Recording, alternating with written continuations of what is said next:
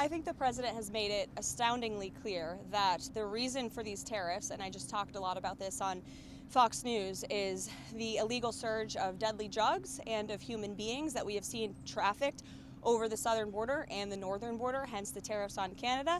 And so the president is making it very clear to both Canada and Mexico that the United States is no longer going to be a dumping ground for illegal deadly drugs and illegal human beings. And you saw President Sheinbaum already conceding in putting 10,000 troops, permanent troops, I would add, not temporary, Mexican soldiers on the southern border to deter some of that illegal migration. So the president will continue to have these negotiations. I won't get ahead of him. He's also going to make sure that Secretary Bessent, soon to be Secretary Lutnick, and Secretary Rubio are deeply involved in these negotiations as well.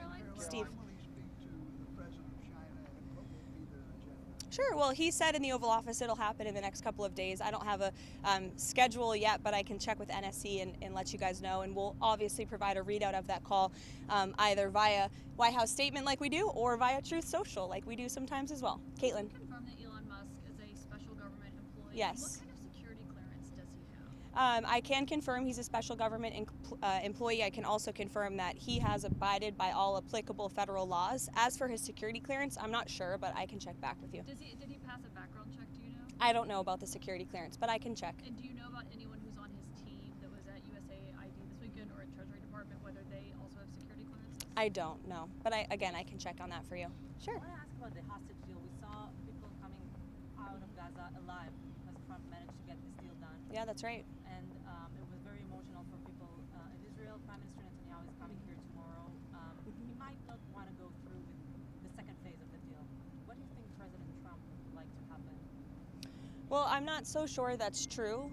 The ceasefire was extended because of the work of President Trump and his presidential envoy Steve Witkoff, who has proven to be an incredibly effective negotiator. And the president and this entire administration are committed to having all of the hostages come home. And as you've seen, his team is working very, very hard to do that. We already saw one American hostage coming back home, and another That's one right. will be back home soon. Yes, we hope so. Karoline. Sure. Karoline, the president's a keen watcher of the financial markets. How much did Wall Street's fall this morning have an impact on his decision in regards to the Mexico tariff decision? It had no decision. What impacted the delay on the tariffs was the president of Mexico committing to putting 10,000 permanent soldiers on the U.S.-Mexican border.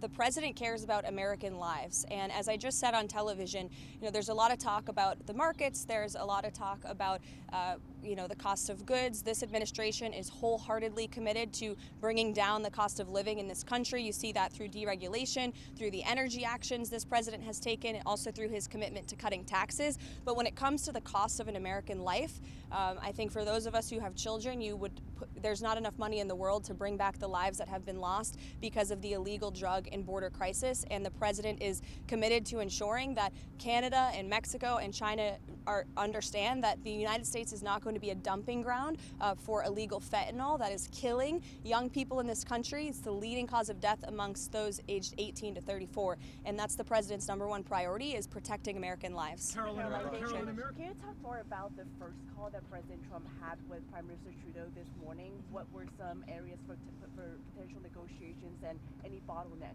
Yeah, I hate to be coy, but just because I believe they're on the phone right now, I'll have to go in and check. I don't want to get ahead of the discussions or the conversations, but in the effort of transparency, we will either provide a readout or you'll hear from the president directly.